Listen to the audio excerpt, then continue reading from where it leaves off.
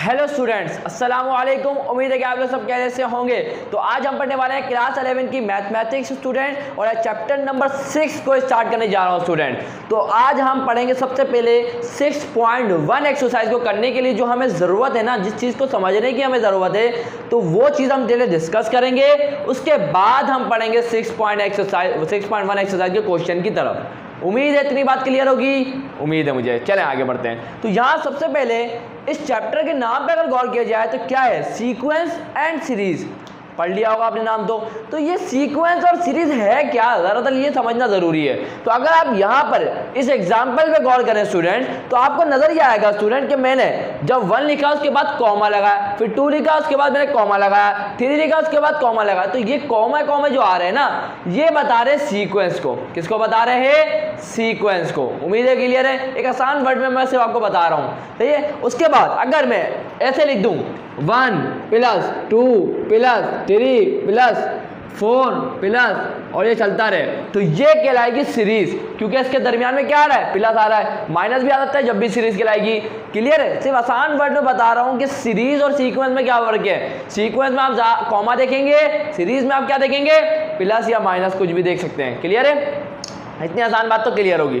उसके बाद हम बढ़ते हैं अर्थमेटिक सीक्वेंस या अर्थमेटिक प्रोग्रेशन। ये दोनों नाम हो गए। आप ज्यादातर जो मशहूर नाम जो सुनेंगे वो पता है क्या सुनेंगे, एपी। क्या सुनेंगे? एपी। एपी से क्या मुराद है? अर्थमेटिक। ए से क्या आएगा? अर्थमेटिक। और पी से क्या आएगा? प्रोग्रेशन आएगा। उम्मीद है क्लियर है। तो ये ज्यादातर फेमस नाम आता है एपी, सिंपल वर्ड में बोल देते हैं। तो इसकी डेफिनेशन में गौर करें तो क्या लिखा हुआ है, ठीक है। आ सीक्वेंस, सीक्वेंस क्या मतलब ये कॉमा वाली आ गई। आ सीक्वेंस एक ऐसी सीक्वेंस जिसमें, इन विच का क्या मतलब होता है, जिसमें ईच टर्म मतलब हर एक term is formed by adding a fix number. क्या बोल रहे हैं कि हर एक टर्म, फॉर्म का मतलब होता है शक्ल बनाना, बनाने वाली, समझे। ईच टर्म इज फॉर्म, हर एक टर्म बनाई जाती है किसके जरिए, एक फिक्स नंबर को। क्या लिखा हुआ है? फिक्स नंबर को ऐड करके। क्या लिखा हुआ है? फिक्स नंबर को ऐड करके। अभी समझाऊंगा, बात पूरी नहीं हुई है। तो इसके बाद ये बोला टू द वन प्रीसीडिंग, एक फिक्स नंबर को ऐड करके पिछले वाले टर्म में। मैं क्या बोल रहा हूं, फिर मैं रिपीट करूंगा अपनी बात को आसान वर्ड में, सुनिएगा मेरी बात को। एक ऐसा नंबर, सही है, एक ऐसा फिक्स नंबर, फिक्स मतलब चेंज नहीं होगा वो नंबर जिसको आप ऐड करेंगे। आप क्या करेंगे, उसको पिछली वाली टर्म से ऐड कर देंगे। उस फिक्स नंबर को पिछली वाली टर्म में ऐड कर देंगे, तो आपको इस तरीके से आगे वाली टर्म मिलती जाएंगी। नहीं समझ में आया? टेंशन वाली कोई बात नहीं है, अभी क्लियर हो जाएगा, 2 मिनट। तो हम इसको बोलते हैं क्या, अर्थमेटिक प्रोग्रेशन। अब समझाता हूँ ये क्या है। अब इसको अच्छे तरीके से हम गौर फिक्र करके समझेंगे इस बात को। तो ध्यान से देखें, इन्होंने हमें ये बात बोल दी कि एक ऐसी सीक्वेंस जिसके अंदर एक फिक्स नंबर को हम क्या करते हैं, टर्म, इस टर्म को हम बनाने के लिए क्या करते हैं, हर एक टर्म को बनाने के लिए हम क्या करते हैं, एक फिक्स नंबर को ऐड करते हैं पिछले वाले टर्म के अंदर। तो ये बात मैं आपको समझाता हूं। तो देखिएगा जरा, तो देखिए ये 1, ये पहली टर्म है। देखिए याद रखिएगा, इसके अंदर टर्म होती है। क्या होती है? टर्म। पहली टर्म से दूसरी टर्म, तीसरी term, 4th term, 5th term, ये टर्म चलती है। क्लियर है इतनी बात? तो ये कहलाएगी T1। क्या कहलाएगी? T1। ये क्या कहलाएगी? T2। ये क्या कहलाएगी? T3। ऐसे लिखते हैं हम, term number 1, term number 2, term number 3। Simple आप ये बोलेंगे first term, second term, third term. इतनी बात क्लियर है। अब मैं जो समझाना चाह रहा था इसकी डेफिनेशन है ना, तो ध्यान से सुनिएगा। 1, क्योंकि इन्होंने बोला पीछे वाली टर्म में उस फिक्स नंबर को ऐड करना है। 2 से पहले क्या आ रहा है? 2 से पहले तो 1 आ रहा है। अब इस 1 के अंदर हम एक ऐसा खास नंबर, फिक्स नंबर ऐड करेंगे कि हमें आगे वाला नंबर मिल जाएगा, आगे वाली टर्म मिल जाएगी। नहीं समझ में आई? कोई टेंशन वाली बात नहीं है, सब कुछ समझ में आएगा। तो ध्यान से देखिए, अगर मैं फर्स्ट वाली टर्म में 1 को ऐड कर दूं, मेरी बात को ध्यान से सुनना है। अगर मैं फर्स्ट वाली टर्म में 1 को ऐड कर दूं तो मुझे क्या मिलेगा? 1 + 1 क्या होता है? 2 होता है। आगे वाली टर्म मिल गई। अब इस 2 के अंदर भी, अगर मैं इस 2 के अंदर भी अब मैं क्या करूं, उस 1 को ऐड कर दूं तो 2 + 1 क्या होता है? 3। आगे वाली टर्म मिल गई। अब इसके अंदर भी अगर मैं 1 ऐड कर दूं तो 3 + 1 क्या होगा 4 होगा, आगे वाली टर्म मिल गई। अगर इस 4 के अंदर भी मैं उस फिक्स नंबर मतलब 1 को ऐड कर दूं तो 4 + 1 क्या मिल गया, आगे वाली। तो हमें समझ में तो आ गया, यही तो बताना चाह रहे अरिथमेटिक प्रोग्रेशन है क्या, कि इसके अंदर आप एक खास नंबर को ऐड करते हैं तो आपको क्या मिलता है, आगे वाली टर्म मिल जाती है। पिछली वाली टर्म में एक खास नंबर को ऐड करते हैं तो आपको एक अगली टर्म मिल जाती है। और जो हम जो खास नंबर को जो ऐड कर रहे हैं ना इसके अंदर, वो कहलाता है कॉमन डिफरेंस। क्या कहलाता है, कॉमन डिफरेंस, जिसको हम बोलते हैं इसके अंदर डी। क्या बोलते हैं, डी से डिनोट करते हैं उसको, स्मॉल डी से। क्या किससे डिनोट करते हैं, कॉमन डिफरेंस को डी से। हम बहुत डिटेल में पढ़ेंगे, टेंशन वाली बात नहीं है, बस इतनी बात क्लियर है। डेफिनेशन समझ में आ गई, सीक्वेंस क्या होती है, सीरीज क्या होती है समझ में आ गया, इसकी डेफिनेशन अच्छी तरीके से समझा दी। अब हम इसकी बात करेंगे स्टैंडर्ड फॉर्म की। स्टैंडर्ड फॉर्म का मतलब एक फॉर्मूला तैयार करेंगे, लेकिन समझ के, ऐसे नहीं डायरेक्ट रट्टा लगवा दूंगा आपको, नहीं, रट्टा लगाने वाला काम तो आपको करना ही नहीं है, समझ के करना है कि कैसे हमने एपी का फॉर्मूला बनाया, किस तरीके से हमने सोचा। तो हम सोचेंगे इस तरीके से, क्यों नहीं सोचेंगे, जब वो सोच सकते हैं तो हम क्यों नहीं सोच सकते हैं, तो हम भी सोचेंगे। आए जरा सोचते हैं इस बारे में। तो स्टैंडर्ड फॉर्म एंड एपी, अब स्टैंडर्ड फॉर्म बनाने जा रहे हैं हम, तो अब होगा क्या, अब मैंने लिख दिया कि अगर मैं फर्स्ट टर्म जो ये T1 है फर्स्ट टर्म, अगर मैं उसको A बोल दूं, मैं क्या बोल रहा हूं, फर्स्ट टर्म को अगर मैं A बोल दूं तो लिखा हुआ है if the first term of an AP की याद रखिएगा, एपी की अरिथमेटिक प्रोग्रेशन की, अगर मैं फर्स्ट टर्म को, हमें तो पता है ना एपी है, मैं भी ये टेंशन नहीं लीजिएगा क्योंकि अभी सिर्फ एपी की बात कर रहा हूं मैं। अभी सिर्फ आप ये मत सोचिएगा कि हमें, देखिए इस चैप्टर के अंदर हम एपी भी पढ़ रहे होंगे, जीपी भी पढ़ रहे होंगे, एएम भी पढ़ रहे होंगे, तो आप अभी ये मत सोचिएगा हम इसके अंदर डिफरेंस कैसे करेंगे, ये आपको अभी नहीं सोचना। आपको धीरे धीरे स्टेप बाय स्टेप सब क्लियर करूंगा, लेकिन अभी मत सोचिएगा। अभी यहाँ पर सिर्फ आपको ये समझ लेना ये एपी है, क्लियर है, एपी है वैसे भी है, लेकिन अगर सम टाइम्स ऐसा होता है कि एपी नहीं होती, दूसरी होती, जीपी हो सकती है, लेकिन अभी उसके बारे में ना सोचें आप। अभी हमारा टॉपिक क्या है, अरिथमेटिक प्रोग्रेशन, वो भी क्लियर करूंगा, क्लियर है, ये क्या हम कैसे डिफरेंस करेंगे वो सोचेंगे बाद में, लेकिन अभी नहीं, अभी हमें जरूरत नहीं है। अभी जो हम टॉपिक को पढ़ने जा रहे हैं वो ध्यान से सोचिएगा। देखिए अगर मैं फर्स्ट टर्म का मतलब होता है T1, जो फर्स्ट टर्म एक एपी की हम बोलते हैं ए है, मैंने क्या बोला, T1 जो है ना, मैं इसको बोल देता हूँ ए है। क्या बोल रहा हूँ मैं इसको, ए है, ये ए, मैंने फर्स्ट टर्म को बोल दिया ए, क्लियर है, हमने मान लिया। उसके बाद एंड और कॉमन डिफरेंस, जो मैंने बोला था ना आपको कि हम एपी में इसको हम डी से, स्मॉल डी से डिनोट करते हैं, तो कॉमन डिफरेंस क्या होता है फिर बता रहा हूं कि हम ऐसा कोई खास नंबर जो इसके अंदर ऐड करते हैं पहले वाली टर्म के अंदर, तो हमें दूसरी टर्म मिल जाए, उसी टर्म में दूसरी वाली टर्म में अगर हम उस खास नंबर को ऐड करते हैं तो तीसरी टर्म मिल जाए, और उस तीसरी टर्म में उस खास नंबर को ऐड करते हैं तो हमें चौथी टर्म मिल जाए। तो वो जो कॉमन डिफरेंस अगर आप देखा जाए तो कौन है, 1 ही तो आ रहा है। देखिए 1 और 2 का डिफरेंस कितना होगा, कैसे मालूम करेंगे, 2 में से 1 को माइनस करूंगा तो मुझे क्या मिल जाएगा, 1 मिल जाएगा। 3 में से 2 को माइनस करूंगा क्या मिल जाएगा, 1 मिल जाएगा। 4 में से 3 माइनस करूंगा क्या मिल जाएगा, 1 मिल जाएगा। तो ये जो 1 मिल रहा है ना हमें, ये होता है कॉमन डिफरेंस, और इसको मालूम करने का भी आप तरीका नहीं सोचिएगा, मैंने आपको बता दिया कैसे मालूम होगा। आगे वाली टर्म में से पहले मतलब सेकेंड टर्म में से फर्स्ट टर्म को माइनस करेंगे, कॉमन डिफरेंस मिल जाएगा, समझे, इतना आसान है। वैसे ही पढ़ने वाले टेंशन नहीं लेनी आपको। देखिए ये तो हो गया, सपोज हो गया कि हमने क्या बोला, फिर रिपीट कर रहा हूं कि फर्स्ट टर्म एपी की हम बोल रहे हैं ए है, फर्स्ट टर्म को हम ए बोल रहे हैं, और इनके दरमियान में जो कॉमन डिफरेंस आ रहा है उसको हम क्या बोल रहे हैं, डी। तो बाय डेफिनेशन, मतलब डेफिनेशन के मुताबिक अब हम क्या करने जा रहे हैं, ध्यान से देखिएगा, बहुत बहुत इंपॉर्टेंट बात करने जा रहा हूं मैं स्टूडेंट। तो यहाँ पर अब मैं लिख देता हूँ यहाँ पर T1, क्या लिख देता हूँ, T1। मैंने क्या बोला अभी, मैंने अभी बोला आपके सामने कि फर्स्ट टर्म को हम एपी की क्या बोलते हैं, ए तो बोलते हैं, क्या बोलते हैं, ए। तो इसका मतलब फर्स्ट टर्म क्या होगी, ए होगी। अभी देखें ना मैंने क्या बोला, फर्स्ट टर्म T1, कैसे लिखते हैं फर्स्ट टर्म को, T1 करके लिखते हैं, और ये मैंने बोला फर्स्ट टर्म क्या है, एपी की ए है, तो मैंने बोला T1 किसके बराबर हो गया, ए के।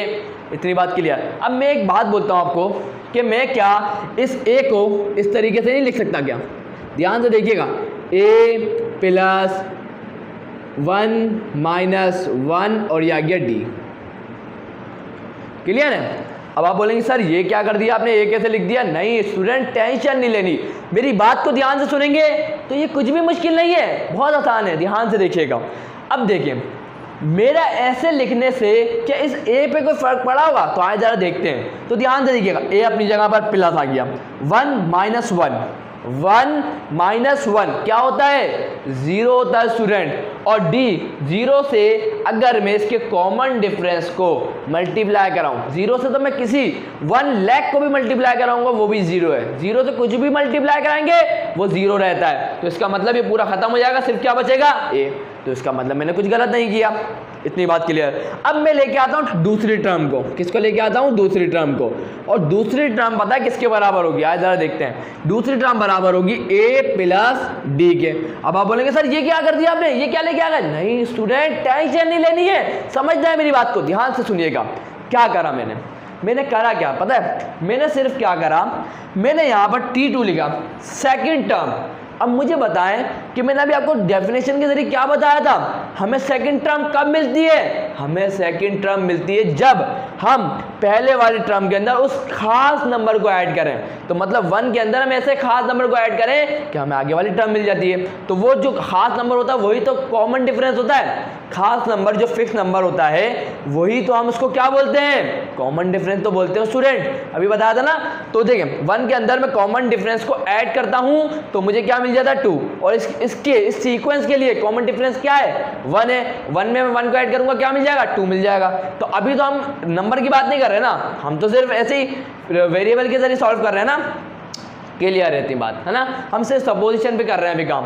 तो हमने क्या सपोज करा था कि पहली वाली टर्म होती है ए और इनके दरमियान का कॉमन डिफरेंस है डी।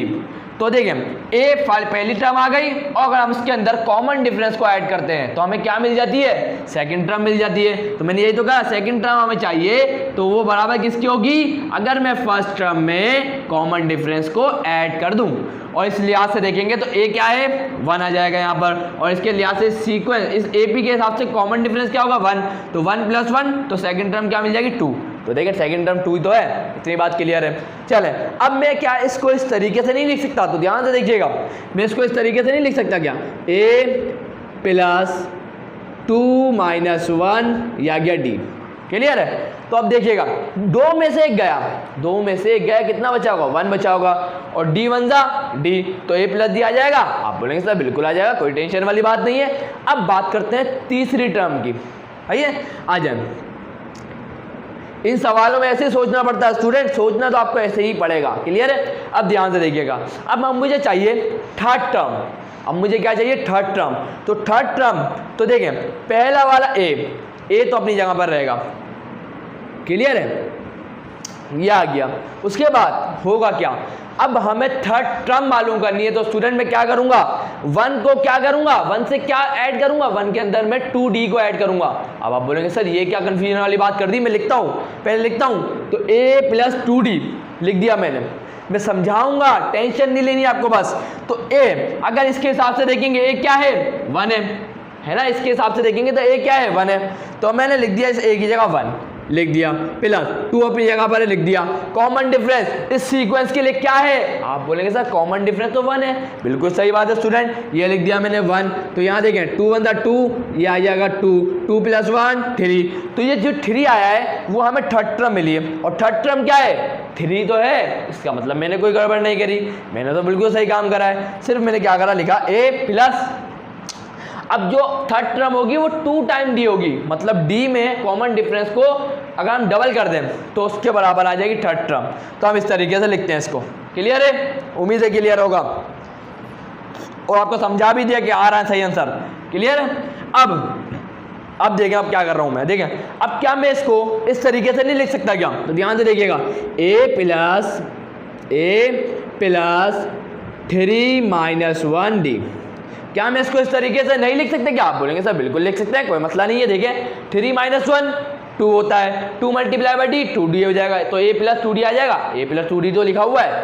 तो इससे फायदा क्या हुआ, सर आपने इतनी मेहनत कर दी यहाँ पर हमें समझाने में, ये तो इससे फायदा क्या हुआ, तो स्टूडेंट फायदा तो अब दिखाऊंगा ना मैं आपको, ध्यान से देखिएगा।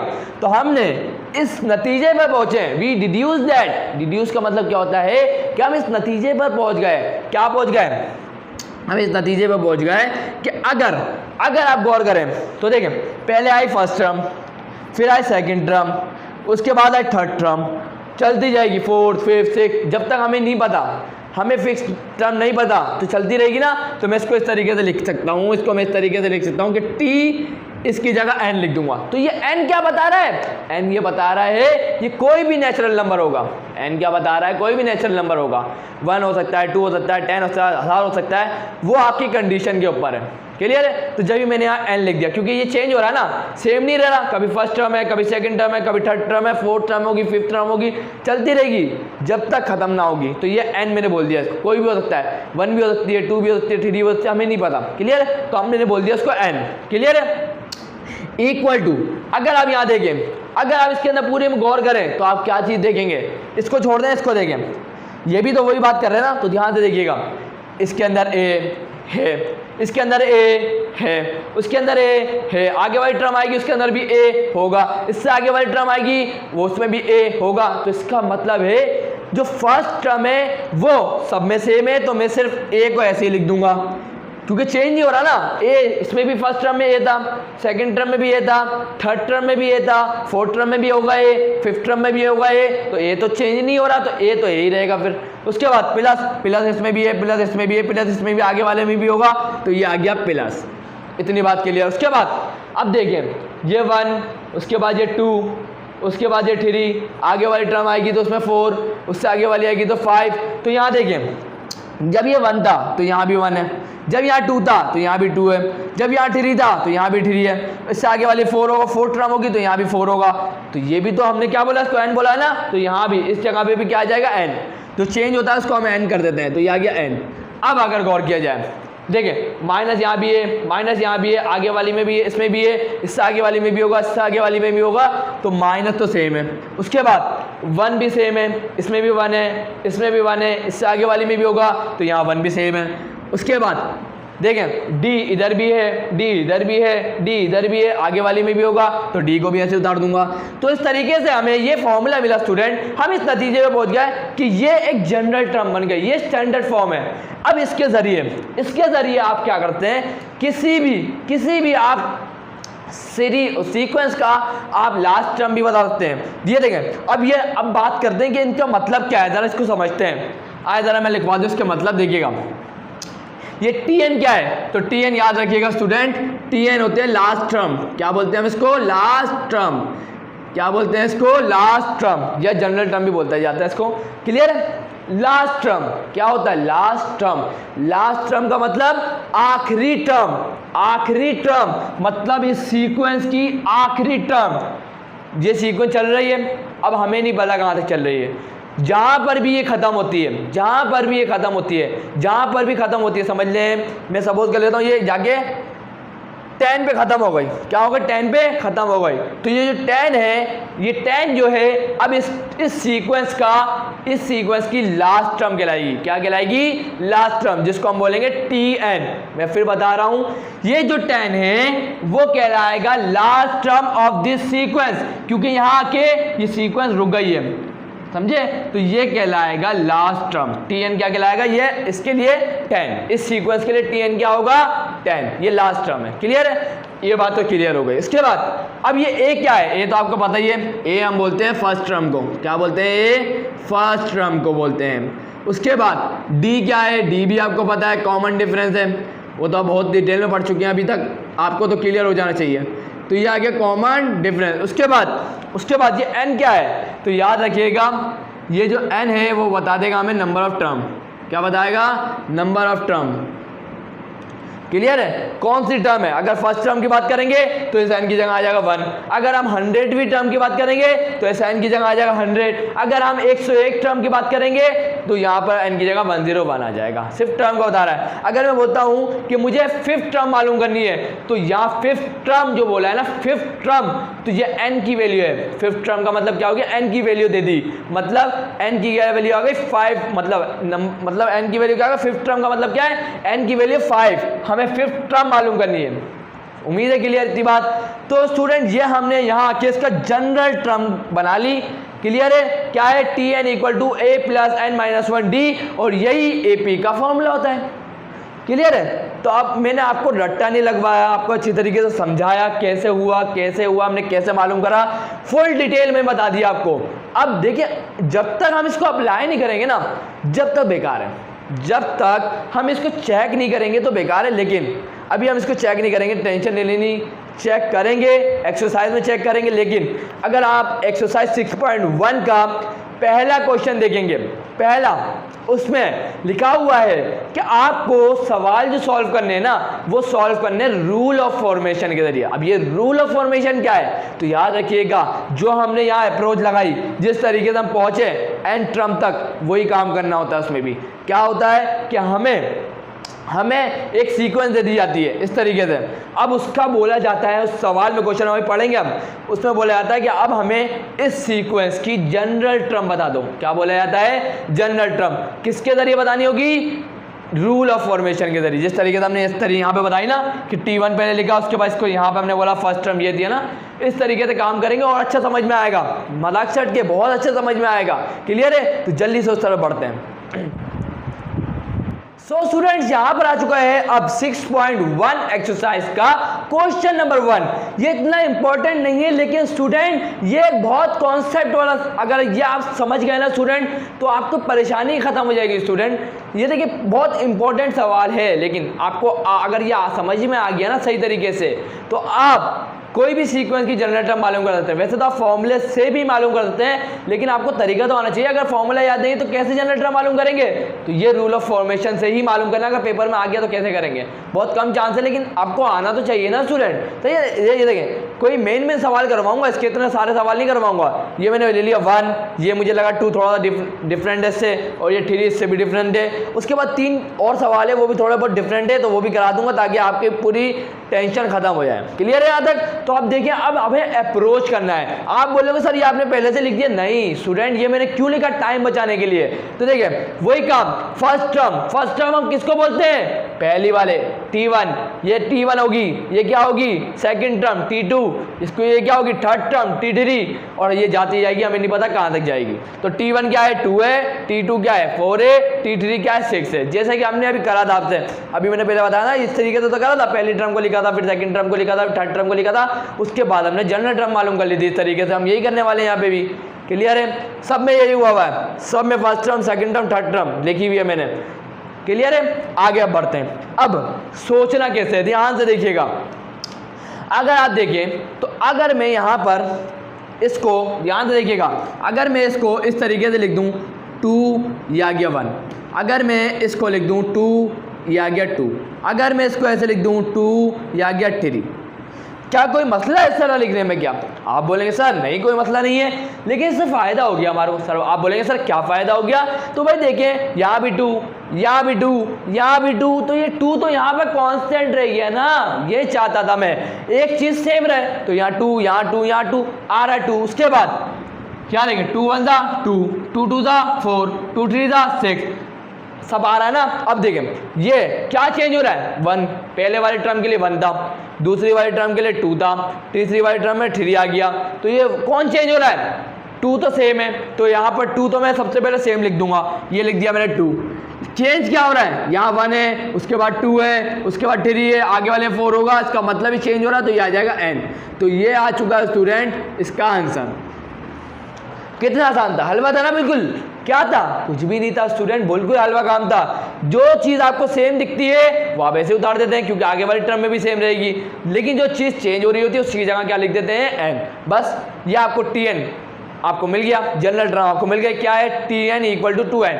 अब आप इसके जरिए कोई भी टर्म बता सकते हैं। फॉर एग्जाम्पल आपको मालूम करनी है 10 टर्म, 10वीं टर्म मालूम करनी है इस सीक्वेंस की, इस सीक्वेंस की 10वीं टर्म मालूम करनी है, सीक्वेंस की 10वीं टर्म मालूम करनी है। तो अब आप इसके जरिए बता सकते हैं। अब आप बोलेंगे सर कैसे? तो भाई देखिए, मुझे मालूम करनी है 10वीं टर्म। क्या मालूम करनी है, 10वीं टर्म। 10वीं टर्म तो इसका मतलब है 10 टर्म है ना, तो इसका मतलब मुझे इन्होंने n की वैल्यू दे दी। मुझे क्या बोला इन्होंने, 10वीं टर्म मालूम करने का मतलब क्या है कि इन्होंने मुझे n की वैल्यू दे दी कि मुझे 10वीं टर्म बता दो, है ना। तो देखिए फर्स्ट टर्म की बात करते हैं तो यहाँ 1 लिखते हैं, सेकंड टर्म की बात करते हैं तो यहाँ 2 लिखते हैं। अब यहाँ 10 टर्म की बात करें तो साइन की जगह क्या आ जाएगा 10, ये आ गया 10।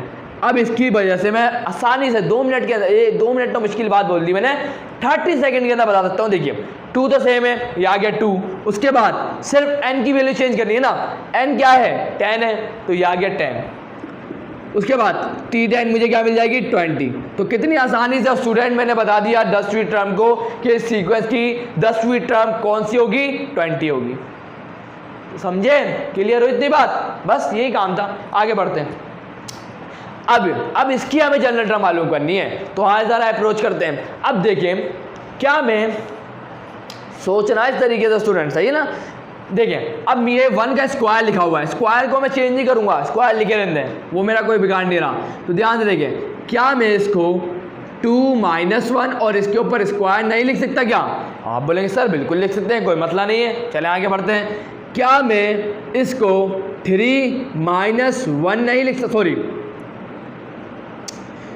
4 - 1 नहीं लिख सकता क्या? बिल्कुल लिख सकता हूँ। आप बोलेंगे सर बिल्कुल लिख सकते हैं। अब देखिएगा, क्या मैं इसको 5 ये है ना, तो मैं 6 - 1 करके नहीं लिख सकता क्या?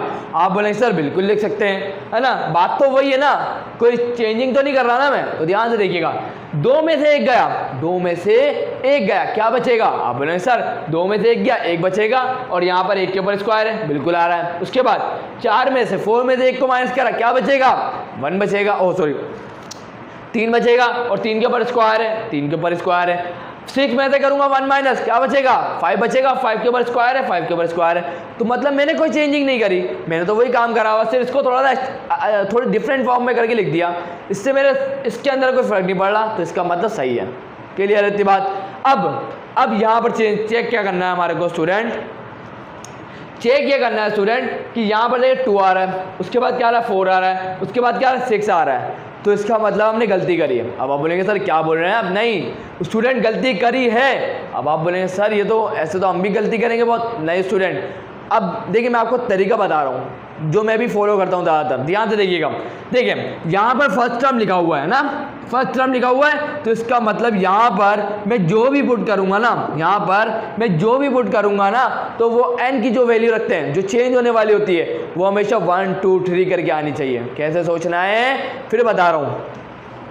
देखिए फॉर एग्जाम्पल मैं दिखाता हूँ आपको। देखिए ये देखें ये 1 तो यहाँ पर 1, ये 2 तो यहाँ 2, ये 3 तो यहाँ 3, तो चेंज होने वाली है वो मैंने n की वैल्यू रख दी थी। लेकिन अब यहाँ पर मैं n की वैल्यू नहीं रख सकता, क्योंकि फर्स्ट टर्म की बात करूँगा तो ये तो n की वैल्यू तो है, n की वैल्यू 1 है, तो यहाँ पर अब मैं इसके अंदर तो n की वैल्यू नहीं रख सकता। तो इसका मतलब है मैंने ये गलत करा है। अब मुझे सही कैसे करना है, सोचना इस तरीके से, ध्यान से देखिएगा। 1 में से अगर मैं क्या सोच रहा है, अब देखिए हम सही तरीके से बनाते हैं इसको। ठीक है, अब मैं फिर सोच रहा हूँ, तो देखिएगा मैं इसको मिटा रहा हूँ, ये सही नहीं है। आपको मैंने बताया क्यों नहीं है सही, वो आप जान चुके हैं, आपको समझा चुका हूँ क्यों सही नहीं है। क्योंकि जो चेंज होती है, जैसे कि 1 2 3 जो चेंज हो रही है वहाँ पर n पुट करते हैं ना, तो यहाँ पर 1 2 3 है, मतलब n की वैल्यू फिक्स हो चुकी है अभी से ही, n की वैल्यू फिक्स हो चुकी है कि n की वैल्यू 1 है, तो यहाँ पर अब जो चेंज होने वाला है वो भी 1 होना चाहिए। क्लियर, अभी समझ आ दूंगा, क्लियर हो जाएगा अभी। तो अब मैं इसको इस तरीके से लिखता हूँ, इस तरीके से लिखता हूँ, ध्यान से देखिएगा। मैं लिखता हूँ 2 1 -1 और इसके ऊपर क्या आ जाएगा स्क्वायर। अब मैं इसको लिखूँगा 2 × 2 -1, ये आ गया। उसके बाद मैं इसको ऐसे लिखूँगा 2 × 3 -1 और इसके ऊपर स्क्वायर। अब देखते हैं कि अब ये सही है, तो ध्यान से देखिएगा। 2 1 2 हो जाएगा, 2 में से 1 गया, 1 बच जाएगा, बिल्कुल करेक्ट। उसके बाद 2 × 2 क्या हुआ 4, 4 - 1 क्या हो जाएगा 3, 3 के ऊपर स्क्वायर है, 2 3 6, 6 - 1 क्या हो जाएगा 5, 5 के ऊपर स्क्वायर। सही। अब ये सही है या नहीं आया जरा चेक करते हैं। तो देखें 2 आ रहा है, 2 आ रहा है, 2 आ रहा है, आगे वाले टर्म में भी आएगा, आगे वाले टर्म में भी आएगा 2, तो ये मैं लिख दूंगा यहाँ पर 2 आ गया 2। उसके बाद अब देखें चेंज होने वाला क्या है, यहाँ पर अब 1 है, उसके बाद 2 है, उसके बाद 3 आया, आगे वाले में 4 होगा, इससे आगे वाले में 5 होगा। तो ये एक नेचुरल नंबर की सीक्वेंस चलने लग गई है ना। तो ये 1 2 3 इस तरीके से देखें। अब यहाँ 1 था, यहाँ भी 1 है, यहाँ 2 था तो यहाँ भी 2 है, यहाँ 3 था तो यहाँ भी 3 है। तो इससे अब हम क्लियर है कि मैं इस जगह पर n लिख सकता हूँ, तो यहाँ लिख दिया मैंने n। उसके बाद माइनस माइनस माइनस सब में आ रहा है, माइनस आ रहा है, 1 1 1 सब में आ रहा है, तो इसके ऊपर स्क्वायर भी तो है पूरे में, तो ये पूरे के ऊपर स्क्वायर भी आ गया। तो अब ये करेक्ट जनरल हमने टर्म बना दी इसकी, क्या बना दी हमने, इसकी करेक्ट जनरल टर्म हमने बना दी है, वो आपके सामने है, इसको हम एन टर्म भी बोलते हैं। क्लियर है? उम्मीद है आपको अच्छे तरीके से क्लियर, अब कैसे सोचना है आपको, है ना। अब आगे चलते हैं, आगे वाले में अगर सोचें तो ध्यान से देखिएगा। अब मैं इसको किस तरीके से लिखूँगा, आज ज़रा सोचते हैं इस बारे में। सबसे पहले मैंने एक और किया कि 1 2 3 आगे वाले 4, तो इसका मतलब है कि मुझे तो इसको चेंज करने की ज़रूरत ही नहीं है। तो यहाँ सबसे पहले तो ये 1 लिख दिया, यहाँ 2 लिख दिया, ये 3 लिख दिया, सही है। चेंज किसको करना है, चेंज तो हमें इसको करना है। अब देखिए 2 का स्क्वायर है ना, स्क्वायर को भूल जाए, स्क्वायर तो ब्रैकेट के ऊपर लगेगा ना, स्क्वायर तो ब्रैकेट के ऊपर लगेगा, इसकी तो टेंशन ही छोड़ दें, ब्रैकेट के ऊपर लगेगा। अब अंदर वाली टर्म के बारे में सोचना है, मतलब अब यहाँ पर अब हमें किसी तरह 2 बनाना है, तो मैं इसको इस तरीके से नहीं लिख सकता क्या, 1 + 1 ये आ गया। अब मैं इसको इस तरीके से नहीं लिख सकता 2 + 1, इसको इस तरीके से नहीं लिख सकता 3 + 1। क्या मैंने गलत लिखा है क्या, इधर चेक करते हैं। तो देखें, अब देखें 1 + 1 2 के ऊपर स्क्वायर है, सही है। 2 + 1 3 के ऊपर स्क्वायर है, सही है। 3 + 1 4 के ऊपर स्क्वायर है, सही है। अब इससे फ़ायदा देखिए, सबसे पहले 1, उसके बाद 2, उसके बाद 3, उससे आगे वाली है 4, तो इसका मतलब है मैं इसकी जगह इनपुट कर देता हूँ। और यहाँ भी देखें, ये 1 उसकी जगह 2, उसके बाद 3, उसके बाद 4, इसकी जगह भी इनपुट कर देता हूँ। तो आप ध्यान से देखिएगा इस तरीके से, इसकी जगह एन आ गया, उसके बाद इसकी जगह भी एन आ गया, उसके बाद +1 आगे भी +1 आएगा, इससे आगे वाले में +1 आएगा, तो ये आ गया +1, और इन सब के ऊपर स्क्वायर है, तो ये आ गया स्क्वायर।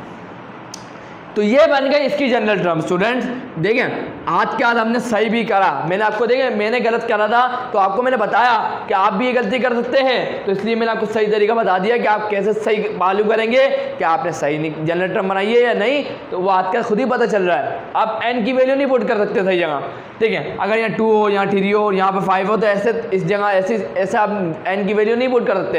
एन की वैल्यू की ज़रूरी है 1 आना चाहिए, 2 आना चाहिए, 3 आना चाहिए, इसके बाद 4, इसके बाद 5, हमें पता होना कि क्या आएगा, हमें पता है। और एक नेचुरल नंबर की बन रही है 1 2 3 4 5 टर्म के हिसाब से देखें, एन की वैल्यू फिक्स हो चुकी है। फर्स्ट टर्म के लिए एन की वैल्यू क्या होगी 1, सेकंड टर्म के लिए एन की वैल्यू क्या होगी 2। तो यहाँ जब हम इनपुट करेंगे तो हमें ये भी तो सोचना पड़ेगा ना साथ। क्लियर है? तो अब और करते हैं ताकि आपको और अच्छे समझने में और अच्छी तरीके से अंडरस्टैंडिंग में प्रॉब्लम खत्म हो, अच्छी तरीके से सोच सकें। क्लियर है? तो जल्दी से और करते हैं।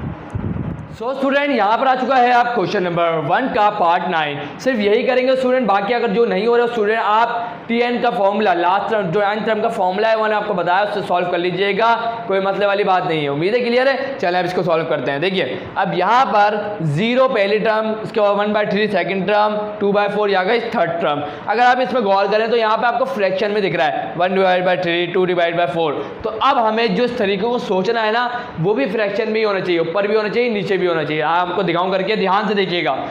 अब 0 कब आता है? जब मैं 1 में से 1 को माइनस करता हूं और डिवाइड में क्या आएगा 1 + 1 आ जाएगा। क्लियर है? इतनी बात क्लियर होगी। उसके बाद होगा क्या, अब मैं यहाँ लिखता हूँ, देखिए 1 आ चुका है ना, अब 2 लिखूंगा, 2 आएगा, उसमें से 1 माइनस करूंगा, तो यहाँ पर देखिएगा। उसके बाद यहाँ पर 1 आ चुका है, तो अब यहाँ भी क्या आएगा 2 आएगा, उस 2 में क्या करूँगा +1 करूँगा। उसके बाद ध्यान से देखते जाएगा, अब यहाँ देखें अब 2 आ चुका है, तो अब क्या आएगा 3 आएगा, तो 3 में से 1 को माइनस करूँगा, और यहाँ भी 2 आ चुका है, तो अब क्या आएगा 3 आएगा, तो 3 + 1 कर दूँगा। क्लियर है स्टूडेंट? और ये मैं गारंटी से कह सकता हूँ आप कि अब कोई गड़बड़ नहीं है। देखें ये 1 2 3 आ गया, उसके बाद माइनस का 1 माइनस का 1, तो उसके हमने ये नतीजे में पहुँचे स्टूडेंट। अब हम क्या पहुँचे, इस नतीजे में पहुँचे कि 1 2 3 ऊपर वाले में, न्यूमरेटर वाले में हम क्या लिख सकते हैं n, क्योंकि 1 उसके बाद 2 उसके बाद 3 आ रहा है, तो उसके आगे वाले में 4 आएगा, तो यहाँ पर n लिख सकता हूँ। उसके बाद -1 न्यूमरेटर में देखिए -1, न्यूमरेटर में देखिए -1, तो यहाँ -1 आ जाएगा।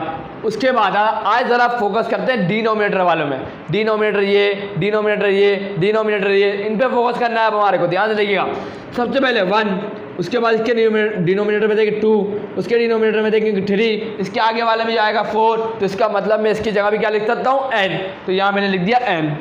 उसके बाद इनके डिनोमिनेटर में देखें +1, इसके डिनोमिनेटर में +1, इसके डिनोमिनेटर में देखें +1, तो ये आ गया +1। तो स्टूडेंट इस तरीके से हमने मालूम कर ली इसकी भी जनरल टर्म।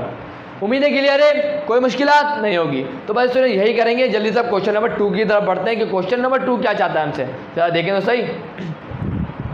सो स्टूडेंट्स यहाँ पर आ चुका है क्वेश्चन नंबर 2। क्या बोल रहे हैं, तो सिंपल सी बात कर रहे हैं, ये बोल रहे हैं कि अब हमें बता दें कि फर्स्ट का मतलब शुरू की 3 टर्म्स, शुरू की 3 टर्म्स बता दें। क्या करना है, अब हमें दे दिया गया है स्टूडेंट, हमें क्या दे दिया गया है, जनरल टर्म दे दी गई है, जनरल टर्म। अब हमें बोला गया है कि जो जनरल टर्म आपको दी गई है उसकी शुरू की 3 टर्म बता दें हमारे को। जो जनरल टर्म आपको दी गई है उस सीक्वेंस भी तो चल रही होगी ना, उस सीक्वेंस की जनरल टर्म हमें दे दी गई है। अब हमसे बोल रहे हैं कि उस सीक्वेंस की जनरल टर्म की अब हमें बता दें 3 फर्स्ट 3, क्या बताने, फर्स्ट 3 टर्म, क्या बतानी है, फर्स्ट 3 टर्म का मतलब शुरू की 3 टर्म। तो बहुत आसान है स्टूडेंट, तो हलवा सवाल है बिल्कुल, आया जरा करें, बहुत मजा आएगा करने में। तो ध्यान से देखिएगा, देखिए मैंने आपको एक बात बताई थी स्टूडेंट, याद करिए जरा, याद करिए क्या बताई थी मैंने बात। मैंने आपको बोला था स्टूडेंट, अगर हम फर्स्ट टर्म की बात करते हैं तो n की क्या वैल्यू होती है। आप बोलेंगे सर आपने बताया था, बिल्कुल बताया था, n की वैल्यू होती है 1। जब हम सेकंड टर्म की बात करते हैं तो n की क्या वैल्यू होती है, 2 होती है। जब हम थर्ड टर्म की बात करते हैं तो n की क्या वैल्यू हो जाती है, 3। बिल्कुल क्लियर है स्टूडेंट। तो अब यहाँ पर हम मालूम करने जा रहे हैं T1 फर्स्ट टर्म। तो फर्स्ट टर्म के लिए यहाँ n की जगह क्या आ जाएगा, 1, और ये 2 अपनी जगह पर रहेगा, इस n की जगह क्या आ जाएगा, 1, और ये माइनस है और ये 1 है, आ गया। उसके बाद तो T1 हमें क्या मिलेगी, ध्यान से देखिएगा, 2 की पावर 1 2 ही होता है, तो 2 - 1 1। तो हमें सबसे पहले फर्स्ट टर्म मिल गई स्टूडेंट्स, क्लियर है, फर्स्ट टर्म क्या है, 1 ही है। चले आया सेकंड टर्म मालूम करें इसकी क्या होगी, चले सेकंड टर्म मालूम करते हैं। तो सेकंड टर्म के लिए T2 हो जाएगा, सही है। अब ये 2 आ गया, इस n की जगह पर, इसके n की जगह पर क्या आ जाएगा, 2 आ गया, -1। उसके बाद T2 क्या निकलेगी जरा देखें, 2 2 4 -1, तो T2 हमारे पास क्या निकली, ध्यान से देखिएगा, 4 - 1 3। तो ये आ गए हमारे पास सेकंड टर्म। अब ध्यान से जरा देखते हैं थर्ड टर्म क्या निकलेगी। तो थर्ड टर्म जरा देखें, T3, तो मतलब n की जगह 3 आएगा, तो ये 2 आ गया, इसकी जगह पर 3 आ गया, -1। अब देखें T3 क्या निकलेगी, तो देखें 2 की पावर क्यूब है ना, इसका मतलब पता है क्या होता है कि 2 × 2 2 2 4 4 2 8, तो यहाँ आ जाएगा 8 - 1, तो T3 क्या आ जाएगा, 8 - 1 7। तो ये आ चुका है स्टूडेंट 3 तो बस जो हमें बोला गया था हमने कर लिया। शुरू की 3 टर्म मालूम करने का बोला था तो हमने मालूम कर ली, first term, second term, third term आ चुकी है, हमारा काम कंप्लीट हो गया। अब इधर मूव कर लेते हैं, जल्दी जल्दी देखिएगा। अब देखिए इसकी भी 3 टर्म मालूम करनी शुरू की, उसकी भी 3 टर्म मालूम करनी है, तो ध्यान से देखिएगा हो क्या रहा है। तो बस इसकी भी फर्स्ट टर्म, सबसे पहले फर्स्ट टर्म मालूम कर लेते हैं। फर्स्ट टर्म क्या होगी, फर्स्ट टर्म के लिए n की वैल्यू क्या होगी, 1, तो यहाँ n की जगह आ गया 1। उसके बाद 2, ये आ गया 2, इसके ऊपर पावर n है, n की जगह क्या आ जाएगा 1 - 1। तो यहाँ ध्यान से देखिएगा स्टूडेंट हो क्या रहा है, ध्यान से देखिएगा, ये 1 अपनी जगह पर है, आ गया डॉट। देखिए 2 की पावर क्या देंगे, प्लस का 1 माइनस का 1 कैंसिल हो जाएगा, तो याद रखिएगा हमें क्या मिलेगा, 2 की पावर 0, और याद रखिएगा T1 क्या आ जाएगा 1 डॉट। तो याद रखिएगा स्टूडेंट, कोई भी नंबर हो उसके ऊपर पावर 0 हो, क्या है कोई वेरिएबल हो x हो और उसके ऊपर पावर 0 हो, तो वो बराबर होता है 1 के। कोई भी नंबर हो उसके ऊपर पावर 0 हो तो वो 1 के बराबर होता है, या तो कोई वेरिएबल हो उसके ऊपर पावर 0 हो तो वो 1 के बराबर होता है। तो इस नंबर के ऊपर पावर 0 आ गई तो ये भी 1 के बराबर आ गया, और 1 1 सा क्या होता है 1 होता है। तो इस तरीके से स्टूडेंट हमने मालूम कर ली फर्स्ट टर्म को। आए जरा सेकेंड टर्म मालूम करते हैं। तो देखिएगा स्टूडेंट यहाँ पर सेकंड टर्म को देखते हैं। तो सेकंड टर्म क्या होगी T2, तो T2 के लिए n की क्या वैल्यू होगी, सेकंड टर्म के लिए n की क्या वैल्यू हो गई 2 हो जाएगी। तो ध्यान से देखें, यह आ गया 1 आ गया डॉट 2 आ गया, n की जगह क्या लिखूंगा 2 - 1 आ गया। उसके बाद T2 क्या निकलेगी जरा देखिएगा, देखिए 2 की पावर क्या है 2 - 1, तो 2 - 1 क्या होता है 1 होता है, और 2 की पावर 1 2 ही होता है, तो यहाँ पे लिख दूंगा मल्टीप्लाई बाय 2। क्लियर है, तो 2 1 सा क्या आएगा 2 आएगा, तो T2 हमारे पास क्या आ जाएगी 2। क्लियर है वो स्टूडेंट? क्लियर हो रहा है उम्मीद है? चल आगे यहाँ करते हैं। अब हम मालूम करते हैं T3 को। तो T3 के लिए n की क्या वैल्यू होगी? 3। तो ध्यान से देखें, या n की जगह क्या आ जाएगा? 3। उसके बाद इसके बाद क्या आ जाएगा? रुक जा, मैंने गलती करी स्टूडेंट। आप लोग बोल रहे होंगे सर कि यहाँ 1 नहीं आएगा 2 आएगा, क्योंकि यहाँ n था तो इसकी जगह पर 2 आएगा। स्टूडेंट सॉरी गलती हो गई, यहाँ पर देखिएगा 2 आएगा, तो यहाँ भी क्या आएगा? 2 आएगा। तो देखें 2 2 का क्या आएगा? 4 आ जाएगा। क्लियर है? क्लियर है? यहाँ तो 1 ही आना था क्योंकि फर्स्ट टर्म के लिए n की वैल्यू 1 थी, और क्लियर हो चुका आपको ना, बार बार बताने की ज़रूरत नहीं है। चलें आगे देखते हैं। अब यहाँ n की जगह 3 आ गया, उसके बाद 2 ये आ गया 2, उसके बाद n क्या है? 3, तो 3 - 1 हो जाएगा। तो T3 क्या आ जाएगा? 3, ये अपनी जगह पर रहेगा। उसके बाद 2 की पावर 3 - 1 है, तो 3 - 1 क्या होता है? 2 होता है, और 2 की पावर 2 होता है, पता है क्या होता है? 4 होता है। 2 की पावर 2 क्या होता है? 4 होता है। 2 to the 4 आता है ना। उसके बाद T3 क्या आ जाएगा? 4 3 का क्या होता है? 12, तो ये आ जाएगा 12। क्लियर है उम्मीद है? तो यहाँ पर हमने फर्स्ट टर्म भी मालूम कर ली, सेकंड टर्म भी मालूम कर ली, थर्ड टर्म भी मालूम कर ली। अब क्या मालूम करना है? बस काम कंप्लीट। आगे बढ़ते हैं। तो अब यहाँ पर आ जाते हैं। अब यहाँ पे क्या बोल रहा है स्टूडेंट? अब यहाँ पर फर्स्ट टर्म मालूम करनी है, तो फर्स्ट टर्म देख लेते हैं। फर्स्ट टर्म के लिए n की क्या वैल्यू होगी? 1। तो ध्यान से देखिएगा, ये आ गया 10 - 3 डिवाइड बाई 2, और इस n की जगह 1, और 1 से कोई फर्क पड़ेगा? नहीं पड़ेगा। तो अब देखें एलसीएम ले लूंगा मैं, तो देखिएगा एलसीएम कैसे लूंगा? ये जो 2 है वो जाके 10 से मल्टीप्लाई होगा। क्या होगा? 2 जाके 10 से मल्टीप्लाई होगा, तो 10 × 2 कितना होता है? 10 2 20 होता है, बिल्कुल। तो यहाँ पर आ जाएगा 20, माइनस है -3, और ये डिवाइड में क्या आ जाएगा? 2। क्लियर है? क्या हुआ? फिर समझा दूं, तो ध्यान से देखिएगा। ये जो 2 है, अब हम एलसीएम लेंगे, तो ये जो 2 है वो जाके 10 से मल्टीप्लाई होगा, और 10 2 क्या होता है? 20 होता है। तो ये आ गया 20 - 3, आ गया -3 डिवाइड बाय, देखिए अब 2 पूरे के डिवाइड में आ जाएगा, क्योंकि पहले किसके डिवाइड में था? 2 3 के, अब पूरे के डिवाइड में आ चुका है। क्लियर है? चलें आगे सॉल्व करें। तो 20 - 3, 20 में से 3 गए, कितने बचे? 17 बच गए। तो यहाँ आ गया 17 डिवाइड बाय 2।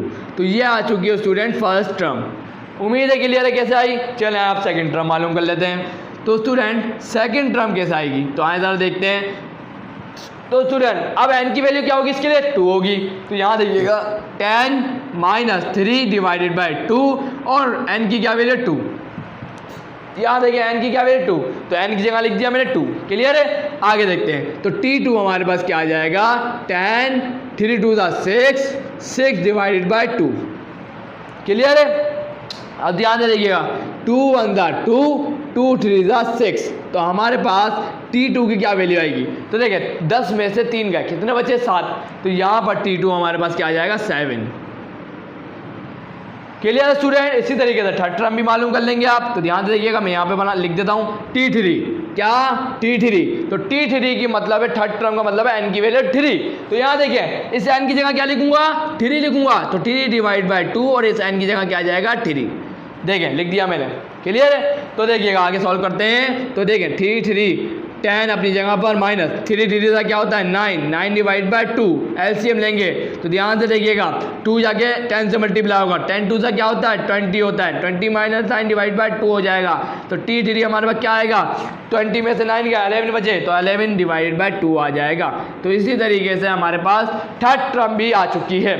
तो उम्मीद है स्टूडेंट ये मुश्किल सवाल तो नहीं है। आप बोलेंगे सर बिल्कुल भी मुश्किल नहीं है। तो स्टूडेंट मैं देखता हूं कि अगर कोई हार्ड मुझे लग रहा है कि आपके लिए थोड़ी मुश्किल पैदा कर सकता है, तो सिर्फ वही सवाल कराऊंगा, क्योंकि आपको खुद देखिए ये इतने आसान सवाल में कराऊंगा तो क्या टाइम वेस्ट होगा मेरा भी, और आपको तो समझ में आ चुका होगा क्या सिर्फ n की जगह फर्स्ट टर्म के लिए n की वैल्यू 1 होगी, सेकंड टर्म के लिए n की वैल्यू 2 होगी, थर्ड टर्म के लिए n की वैल्यू 3 होगी। सब बता तो दिया, बता दिया। 3 टर्म ही तो मालूम करनी है, n की वैल्यू 1, n की वैल्यू 2, n की वैल्यू 3, बस पुट करना। तो आपको कैलकुलेशन तो आती होगी ना, बिल्कुल बेसिक कैलकुलेशन है, वो तो आप कर लेंगे खुद ही। तो देख लेता हूँ अगर कोई हार्ड कैलकुलेशन है तो वो करवा देता हूँ, वरना क्वेश्चन नंबर 3 की तरफ मूव करते हैं। तो तो स्टूडेंट एक और बात बताना भूल गया मैं आपको, तो सुनिएगा मेरी बात को। तो आपको एंड में क्या करना है, हैंस करके लिखना है। हैंस का मतलब क्या होता है, इस तरह first 3 terms are 1, 3, 7, dash dash dash, और आपको लिख लेना आंसर। क्लियर है? तो इस तरीके से सब में करना है। इस तरीके से यहाँ भी hence the first 3 terms are 1, 4, 12, dash dash dash चलता रहेगा, कहाँ तक, आंसर है। क्लियर है? इस तरीके से उसका भी लिख देंगे। तो इस तरीके से जो भी हम इसका मालूम करेंगे इस तरीके से लिख के आंसर लिख देंगे। क्लियर है? तो अब मैंने सोच लिया है कि मैं कोई सवाल नहीं करा रहा हूँ क्वेश्चन नंबर 2 का, सही है, क्योंकि सब आसान है स्टूडेंट, सिंपलेस्ट कैलकुलेशन है, वो आप खुद कर सकते हैं। तो मैं क्यों अपनी मेहनत ज़ाया करूँ और आपको भी टाइम वेस्ट करूँगा ना, तो इसलिए मैं क्वेश्चन नंबर 3 को स्टार्ट करा रहा हूँ। तो स्टार्ट करें, जल्दी से करते हैं। सो स्टूडेंट्स यहाँ पर आ चुका है क्वेश्चन नंबर 3 का पार्ट 1। तो स्टूडेंट ये मेरी बात को ज़रा ध्यान से सुनिएगा। अगर मैं सवाल करा रहा हूँ आपको तो ये कुछ मुश्किल बात नहीं है, बहुत आसान है, लेकिन आपके लिए मुश्किल हो सकता है थोड़ा बहुत। टेंशन नहीं लेनी, आसान हो जाएगा। एक और बात मुझे आपसे करनी है कि स्टूडेंट कि आप मुझे ज़रूर बताइएगा कमेंट में, क्योंकि ये सारी सवाल तो हम आज नहीं कर पाएंगे क्योंकि वीडियो बहुत बड़ी हो जाएगी, तो कुछ ना कुछ सवाल कराऊंगा। लेकिन याद रखिएगा जो सेम जिनकी कैलकुलेशन मुझे आसान लग रही है वो मैं सवाल नहीं कराऊंगा। जैसे कि क्वेश्चन नंबर 2, जो क्वेश्चन नंबर 3 का पार्ट 2 है ना, वो बिल्कुल सेम है। तो अगर ये समझ लिया जिसने, वो तो आसानी से कर लेगा। बाकी सब सवाल मुझे लग रहा है थोड़े कॉम्प्लेक्सेस है कैलकुलेशन के हिसाब से, तो मैं कैलकुलेशन करवा दूंगा, टेंशन वाली बात नहीं है। बाकी सारे सवाल हम करेंगे, सिर्फ क्वेश्चन नंबर 2 को, मतलब क्वेश्चन नंबर 3 के पार्ट 2 को मैं नहीं कराऊंगा, क्योंकि वो बिल्कुल सेम है। अगर इसको देख लिया तो वो भी आसान है बिल्कुल। मैं आपको बता दूंगा कैसे, ध्यान से देखिएगा। सबसे पहले यहाँ पर हमें लिख दिया गया सवाल में कि फाइंड द कॉमन डिफरेंस। क्या लिखा हुआ है, कॉमन डिफरेंस। कॉमन डिफरेंस का मतलब होता है कि 4 के अंदर हमने कौन सा ऐसा फिक्स नंबर ऐड किया कि हमें 9 मिल गया, 9 के अंदर हमने ऐसा कौन सा फिक्स नंबर ऐड किया कि हमें 14 मिल गया। तो ये फिक्स नंबर तो फिक्स ही रहेगा, वो तो चेंज नहीं होने वाला। क्लियर है? वो तो हमने अभी पढ़ा था ना, सबको याद होगा आपको, है ना। कॉमन डिफरेंस क्या होता है, डी। उसके बाद और हमें इन फॉलोइंग, और ये दे दी गई एपीज। क्या दे दी गई है हमें, एपीज। बस सिंपल काम करना है हमें। क्या बताना, find the common difference and the indicated term in of the following APs. Indicated term बतानी है जो हमें दी गई है। इंडिकेटेड का मतलब क्या, ये देखिए यहाँ बोला गया 8 टर्म, हमें बता दी गई ना इंडिकेटेड टर्म कि 8 टर्म बतानी है हमारे को, T8 बतानी है। क्या बतानी है, T8। हमें n की वैल्यू दी हुई है क्या यहाँ पर, चले मैं आपको डेटा बनवाता हूँ, टेंशन नहीं लेनी, बस आपको टेंशन नहीं लेनी। तो सॉल्व करते हैं इसको। तो सॉल्व हेयर करके लिख देंगे। क्या ए क्या है, ए क्या होगा, ए बोलेंगे सर कि ये तो ए का मतलब है फर्स्ट टर्म। ए का मतलब क्या है, फर्स्ट टर्म।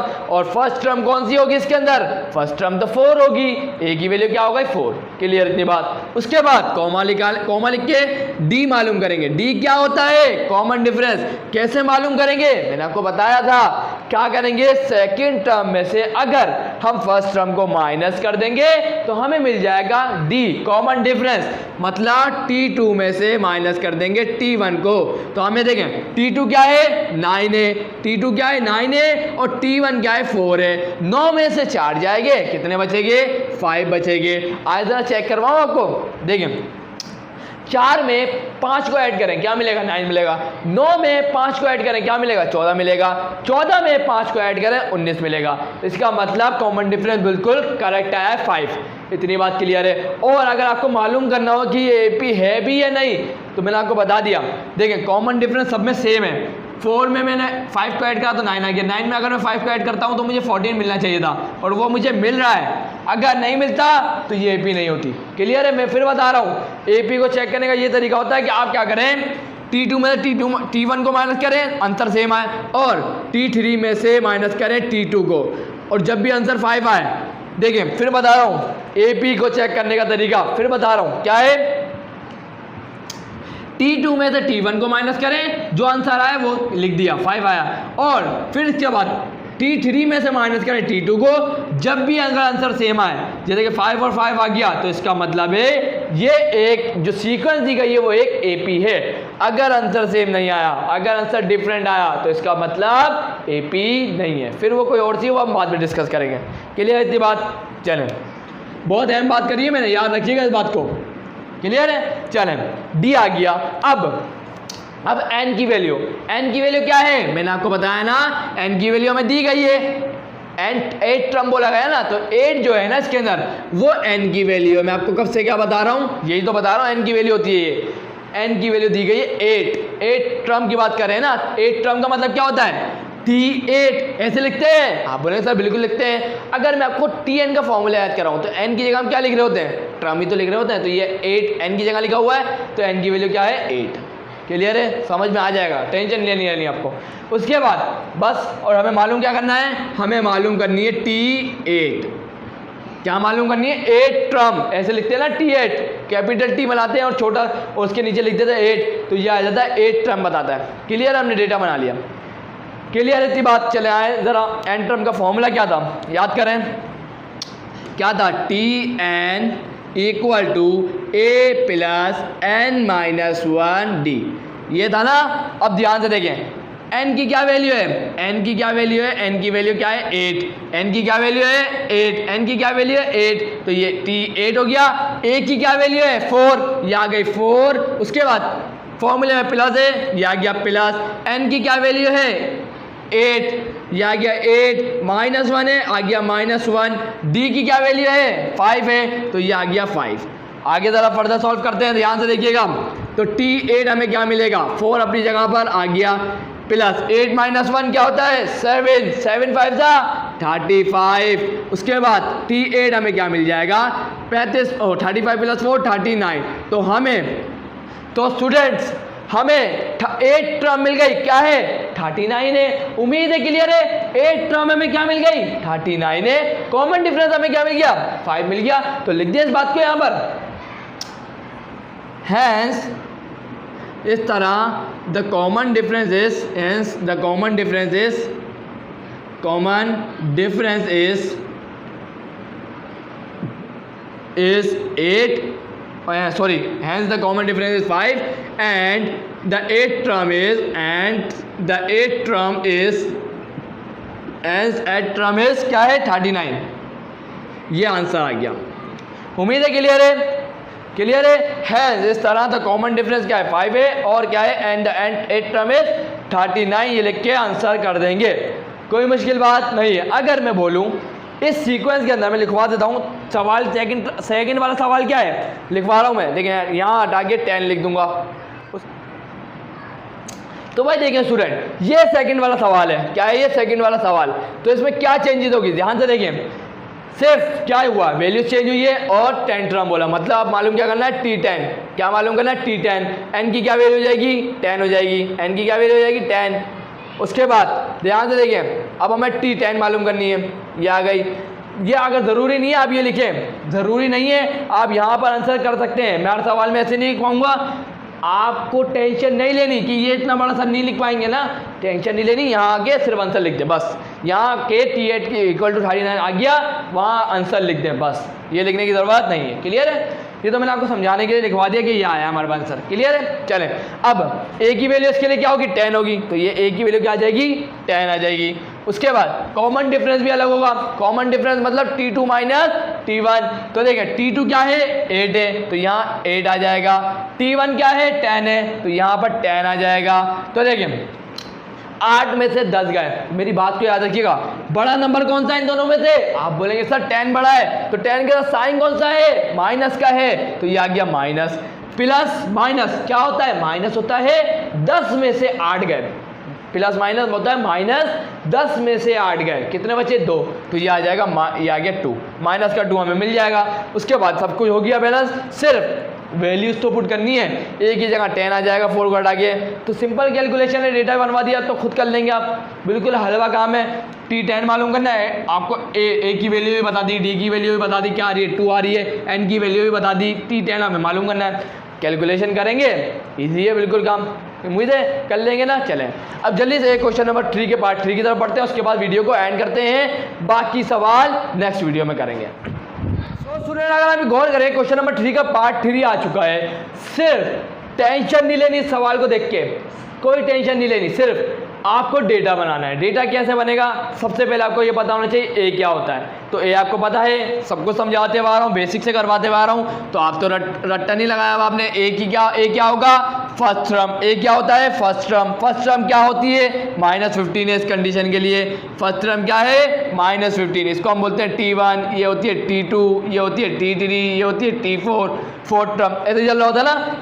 ए हम बोलते हैं फर्स्ट टर्म को। फर्स्ट टर्म कौन है -15 आ गया, कॉमा। उसके बाद डी क्या होता है कॉमन डिफरेंस। कैसे निकलता है T2 में से अगर हम किसको माइनस कर दें T1 को, तो देखिए T2 क्या है सेकंड टर्म क्या है -22, ये आ गई -22, ये माइनस ये आ गया अलग से। उसके बाद फर्स्ट टर्म को माइनस करना है, फर्स्ट टर्म क्या है -15, तो ये आपको इस तरीके से लिखना है। मैं आपको बता दूं स्टूडेंट, यहाँ पर स्टूडेंट बहुत गलतियां करते हैं, दिमाग में रखें। ये देखिए ये जो माइनस था ये तो हमने देखा ना T2 में से T2 को माइनस करके मिल रहा है, ये तो इसके अंदर है ऑलरेडी है, तो ये आ गया। ये जो माइनस है T1 के साथ अलग माइनस है, T1 के साथ अलग अपना एक माइनस है, तो ये आ गया अपना अलग एक माइनस। साथ नहीं लिख दीजिएगा, नहीं ये अलग इसका माइनस है। क्लियर है, इस बात को ध्यान में रख के काम करिएगा। उसके बाद ध्यान से देखें क्या हो जाएगा, आगे देखते हैं सॉल्व करके। देखें माइनस का 22, उसके बाद माइनस माइनस क्या हो जाएगा प्लस, ये आ जाएगा 15। उसके बाद आगे अगर ज़रा सॉल्व करें तो देखिएगा ज़रा, तो देखिएगा बड़ा नंबर कौन सा है इन दोनों में से, 22 बड़ा है या 15 बड़ा है। आप बोलेंगे सर 22 बड़ा है, तो 22 के साथ साइन कौन सा है नेगेटिव है, तो ये आ गया नेगेटिव। ऐड करते वक्त आपको इस बात का ध्यान रखना होता है, बड़ा नंबर का साइन आता है हमेशा, तो बड़ा नंबर कौन सा है 22, उसके साथ साइन होता है नेगेटिव आ गया। उसके बाद माइनस प्लस क्या होता है माइनस होता है, तो इसका मतलब है 22 में से 15 को माइनस कर देंगे तो हमें क्या मिलेगा 7 मिल जाएगा, तो ये आ गया कॉमन डिफरेंस। आए ज़रा चेक करते हैं इस बात को। तो देखिए -15 में आप क्या करेंगे, -15 में अगर आप 7 को ऐड कर देंगे तो क्या मिलेगा, बड़ा नंबर कौन सा है 15 है, साइन कौन सा आएगा माइनस का आ गया। उसके बाद 15 में माइनस प्लस क्या होता है माइनस, 15 में से 7 गया कितना बचेगा 8 बचेगा, माइनस का 8।